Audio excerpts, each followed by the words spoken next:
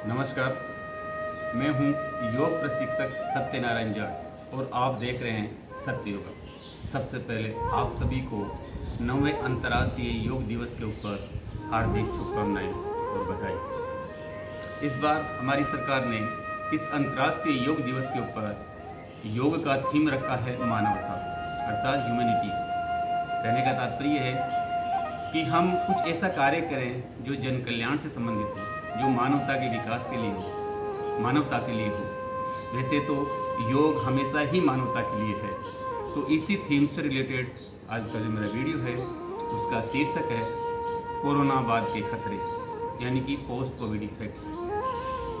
तो इसके अंदर हम आज चर्चा करेंगे एक महत्वपूर्ण बीमारी, यानी कि एक बहुत खतरनाक बीमारी है कि कोरोना के बाद में जो उभर के आई है और लोग जिससे सफ़र कर रहे हैं वो है एवीएन, वेस्कुलर निक्रोसिस जिसका नाम है। उस पर आज हम विस्तार से चर्चा करेंगे। तो इस वीडियो को बनाने की मुझे प्रेरणा दी मेरे एक दोस्त ने, जो चीफ इंजीनियर है और कोरोना काल के अंदर उन्होंने 2-3 दिन के अंदर अपने माता और पिता दोनों को खोया है और खुद भी मौत के मुंह से निकल के आए हैं। उन्होंने मुझे बताया कि वो एवीएन से ग्रसित हैं और उनके हाथ में छड़ी आ गई है, चलना ही उसके लिए मुश्किल हो रहा है। तो आज का मेरा वीडियो उन्हीं को डेडिकेटेड है।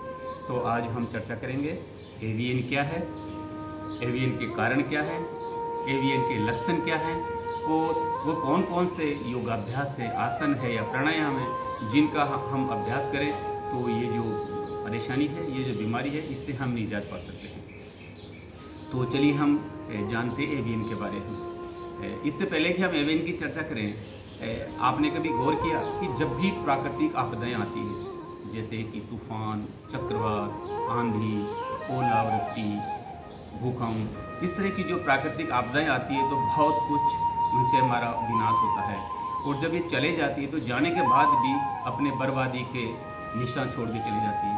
उसी तरह से 2.5 से 3 वर्ष पहले जब ये कोरोना की बीमारी आई तो हमारी दुनिया में ये पहली बार इस तरह की महामारी थी जिससे हमने बहुत कुछ खोया है।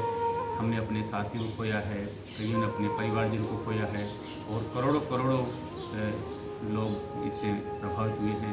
लाखों लोगों की जानें गई है, लोगों के धंधे चौपट हो गए, लोगों के रोज़गार ख़त्म हो गए, तो इससे बहुत कुछ नुकसान हुआ है।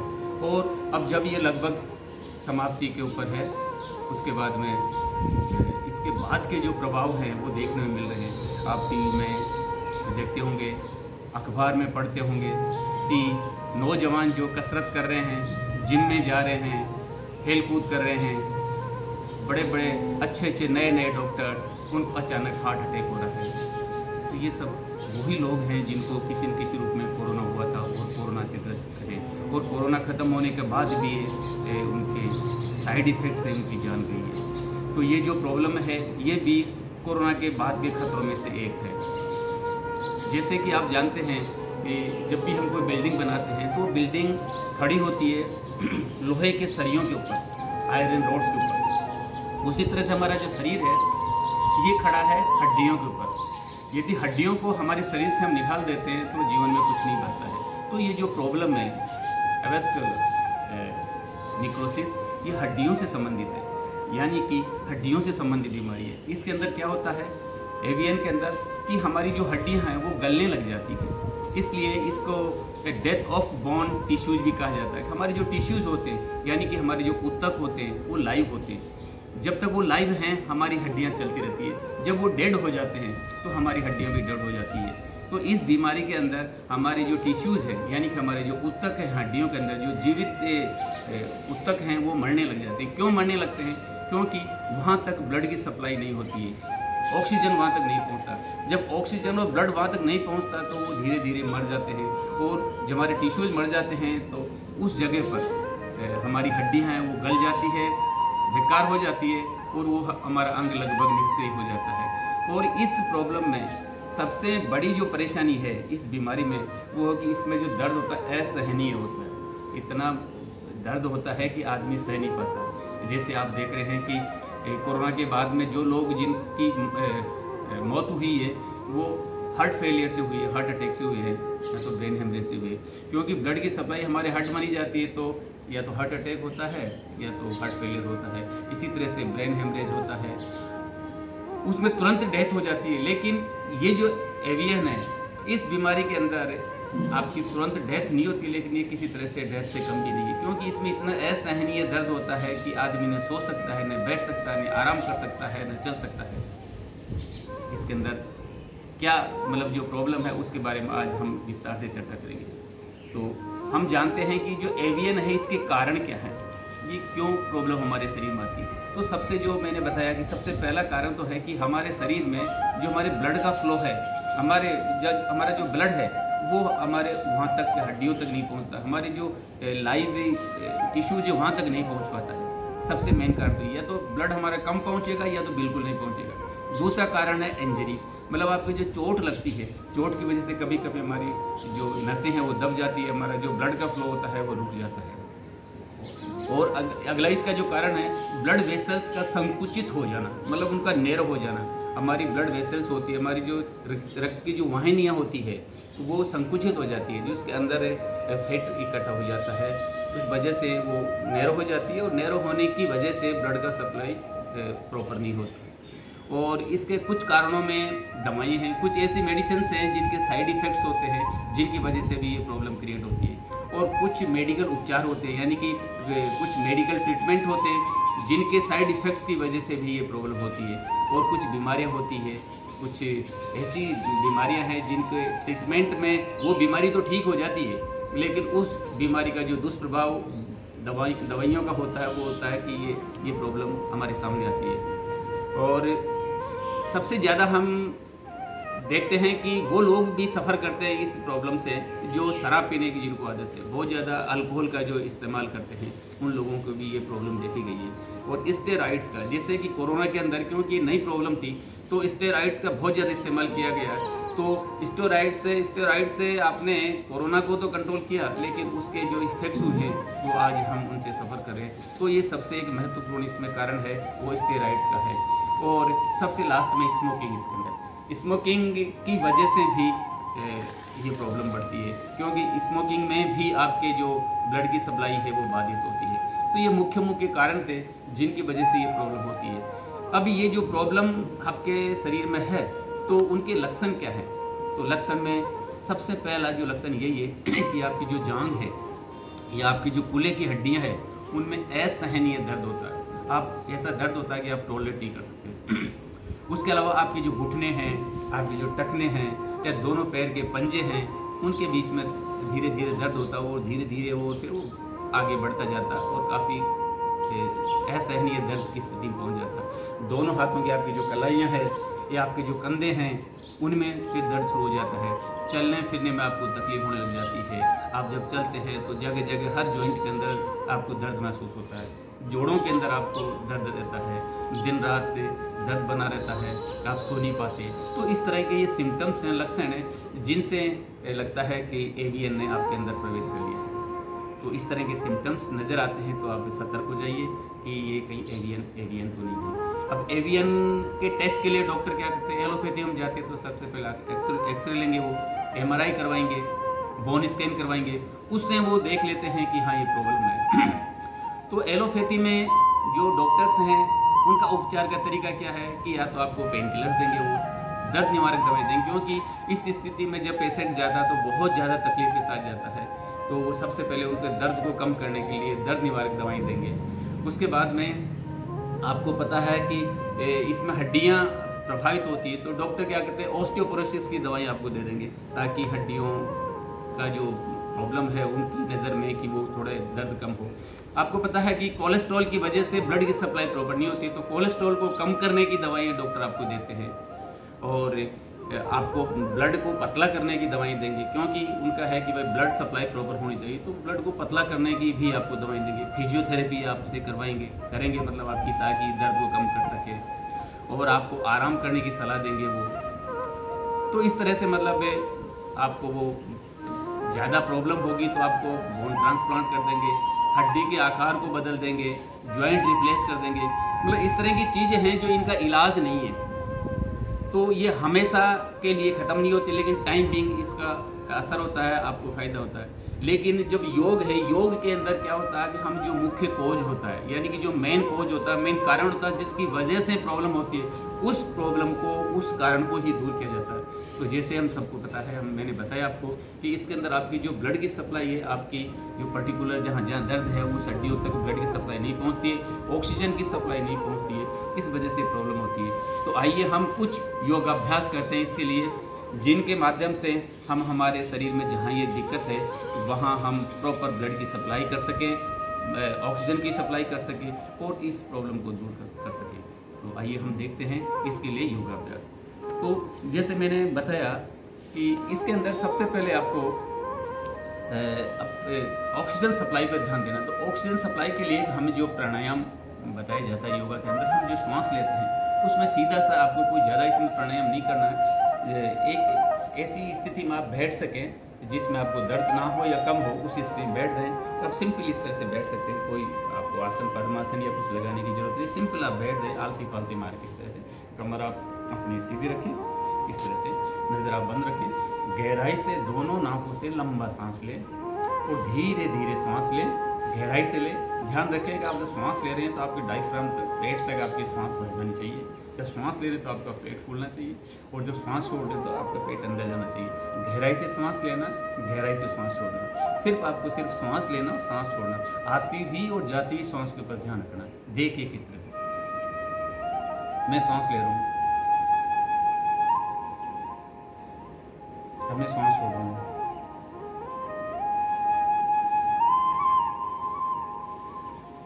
फिर सांस ले रहा हूँ,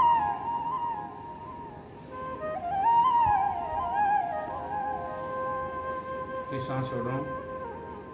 आपको सिर्फ सांस लेना और सांस छोड़ना, गहराई से सांस लेना, लंबा सांस लेना, गहराई से सांस छोड़ना, लंबा सांस छोड़ना, बस ये जितनी देर तक आप कर सके।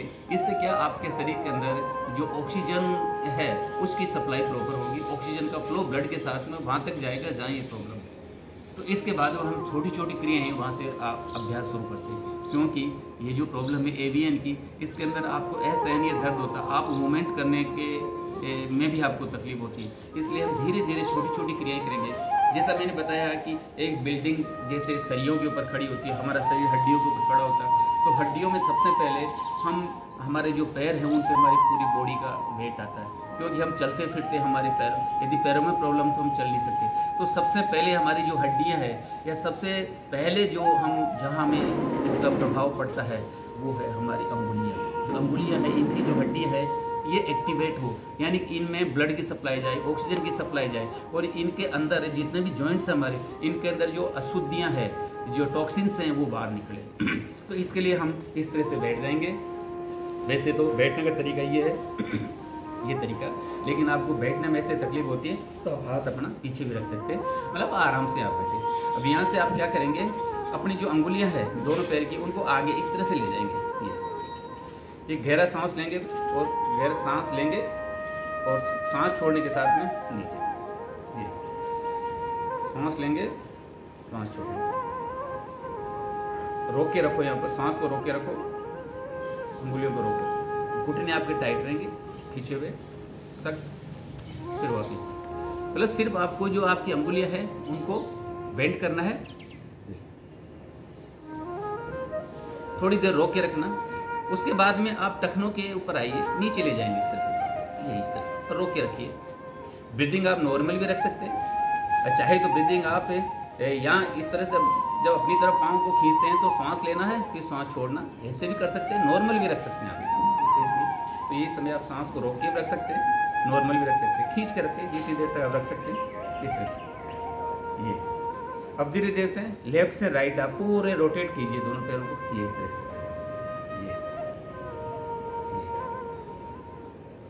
अब एंटी क्लॉकवाइज, एक बार क्लॉकवाइज, एक बार एंटी क्लॉकवाइज, धीरे धीरे।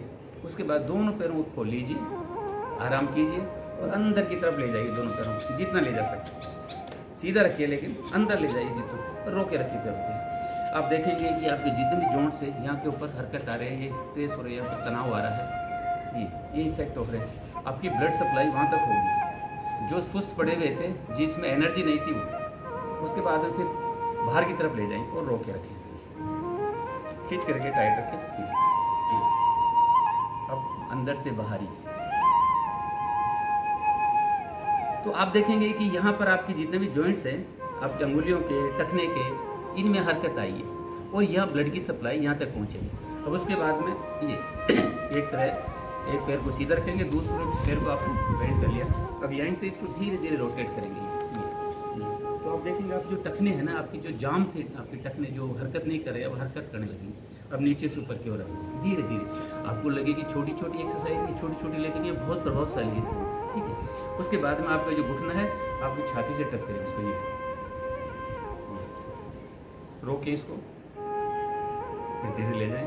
सांस नॉर्मल रख सकते हैं, ब्रीदिंग नॉर्मल। ये इसी तरह से दूसरे पैर से, ये पहले टखनों के लिए, फिर नीचे से ऊपर के लिए, उसके बाद में ये रोके यहाँ पर, फिर नीचे ले जाएं, ये रोके फिर नीचे ले जाएं।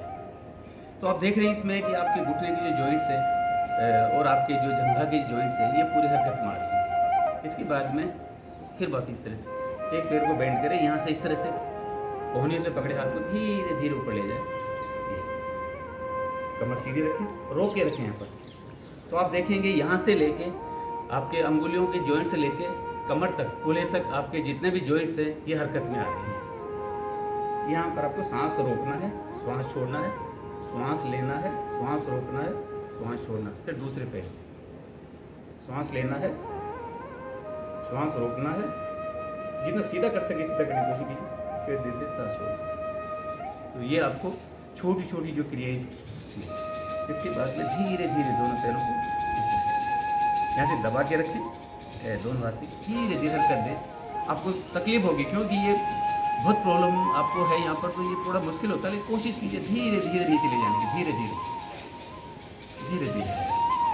तो ये छोटी छोटी क्रियाएं थी जो आपको करनी है। अब इसके बाद में हम कुछ यौगिक अभ्यास आपको बताते हैं। तो उसके लिए आप पीठ के बल लेट जाएं, इस तरह पीठ के बल लेट जाएं। ये शवासन है, अपने बॉडी को रिलैक्स करें। आप पहले शवासन करिए। अब धीरे धीरे कोई भी एक पैर, मैं दाहिने पैर से कराऊँ, दाहिने पैर को धीरे धीरे श्वास लेना, जमीन से 6 इंच 6 से 9 इंच पैर को ऊपर उठाना। सांस को रोको, पैर को रोको, सांस को छोड़ो, पैर को नीचे ले जाओ। फिर दूसरे पैर से सांस लेना, ऊपर उठाना पैर को। ध्यान रहे आपका जो दूसरा पैर है बिल्कुल जमीन पर सटा हुआ, बिल्कुल ये। फिर वापस अब आपको धीरे धीरे पैर को 45 डिग्री पे लाना, उसको धीरे धीरे सांस लेना है, ये पैर को रोकना है, सांस को रोकना है। दूसरा वाला पैर अभी जमीन से सटा हुआ, बिल्कुल सीधा जमीन पर। आपकी जो हथेलियां हैं जमीन की तरफ, सांस आपका रुका हुआ है, सांस छोड़ा, पैर को नीचे ले। फिर दूसरे पैर से सांस लेना है, पैर को 45 डिग्री पे ले जाना, सांस को रोकना, पैर को रोकना, फिर वापस। उसके बाद पैर को धीरे धीरे 90 डिग्री पे लाना, धीरे धीरे। थोड़ी इसमें तकलीफ होगी, लेकिन यदि आप कर सकते हैं तो कीजिए। इसलिए मैं स्टेप बाय स्टेप करो। पहले 30 डिग्री पे, 45 डिग्री पे, 90 डिग्री। ये पैर आपका बिल्कुल सीधा रहेगा, ये घुटना टाइट है, पंजों का रुख आसमान की तरफ, हथेली जमीन की तरफ। ये सांस रुका हुआ, मैं सांस छोड़ रहा हूँ, धीरे धीरे। आप देखिए कि पूरा जो स्ट्रेस है आपकी कमर का आ रहा है, आपके कूल्हे की हड्डी का आ रहा है। फिर धीरे धीरे दूसरे पैर से धीरे धीरे लाइए, सांस लेते हुए, घुटना आपका बिल्कुल सीधा ही, बिल्कुल सांस रुका हुआ आपका। फिर धीरे धीरे वापस रिलैक्स कीजिए। उसके बाद में दोनों पैर से, जिसको अर्ध हलासन कहते हैं, यहीं से धीरे धीरे, मुश्किल होगा ये, लेकिन यदि आप कर पाते हैं प्रैक्टिस के बाद में, जब आपका दर्द कम हो जाता है तो धीरे धीरे कोशिश कीजिए। जब इस स्टेज में आ जाते हैं, ये आसन कर लेते हैं, तो आप बहुत खुश जमाने की रिकवरी की स्टेज पहुँचते हैं। ये यहाँ तक मैंने सांस ले लिया, अब मेरा सांस रुका हुआ है। अब सांस छोड़ रहा हूँ, घुटने सीधे, यहीं से शवासन। अब इसके बाद में, जैसे आप बचपन में आपने साइकिल चलाई होगी, तो एक पैर से साइकिल चलाना, कैसे, इस तरह से धीरे धीरे। तो आप देखोगे इसकी हरकत कि आपके कूल्हे की हड्डी से लेके आपके टखने और आपके पंजे तक हरकत में आ रहे हैं। दूसरा पैर जमीन पर, अब दूसरे पैर से कीजिए, पूरा घुमा के धीरे धीरे धीरे। अब दोनों पैर से करना ये धीरे धीरे पूरा खोल के, पूरा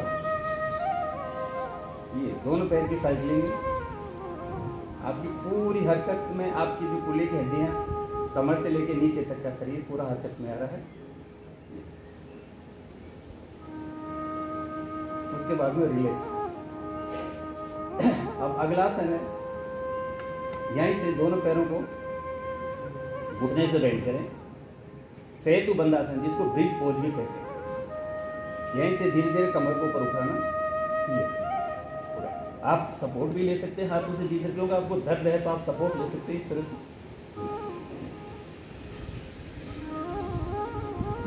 उसके बाद कोशिश कीजिए धीरे धीरे हाथों को छोड़ने की, नीचे से इस तरह से लॉक कीजिए और पंजों के ऊपर आने की कोशिश कीजिए। आप देखेंगे कि पैर के पंजों से लेकर कमर तक यानी कंधे तक आपका पूरा शरीर हरकत में है। सांस को रोके रखें इस स्टेज में।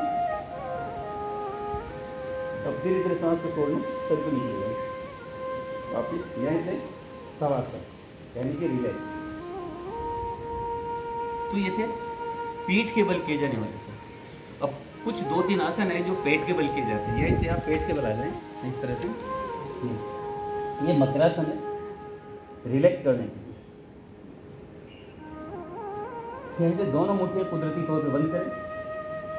अब कोई भी एक पैर दाहिने पैर जैसे मैं ले रहा हूँ पड़ेगा, धीरे धीरे श्वास लेने के साथ में श्वास को रोको, पैर को रोको, श्वास छोड़ो, पैर को नीचे लाओ, फिर दूसरे पैर को ऊपर ले जाओ, श्वास छोड़ो, श्वास रुका हुआ, पैर रुका हुआ, श्वास छोड़ो, पैर को नीचे लो। उसके बाद में धीरे धीरे आप कर सके तो दोनों पैर से करने की कोशिश कीजिए। यहीं से धीरे धीरे सांस लेना, दोनों पैरों को ऊपर उठाना, मिला के घुटने आपके मिले हुए रहेंगे, टाइट रहेंगे। अब सांस को रोकना है, पैरों को रोकना। आप देख रहे होंगे कि जो पूरी हरकत है ना वो सारी आपकी यहाँ हो रही है। कूल्हे की जो आपकी हड्डियाँ हैं, जांघ की हड्डियाँ हैं और नीचे तक सारी हरकत आपकी वहाँ हो रही है। तो 5 से 7 बार धीरे धीरे धीरे आप इनका अभ्यास करें। अब इनके बाद में धीरे धीरे सबसे लास्ट में आप यहीं से यदि आप झुक पाते हैं और वज्रासन में बैठ पाते हैं तो धीरे धीरे आगे झुकी, इस तरह सपोर्ट लेते हुए आगे धीरे धीरे झुकी, झुक के जाइए। कोशिश कीजिए आपका जो लाट है इसको हम बोलते हैं बालासन, सुलभ बालासन।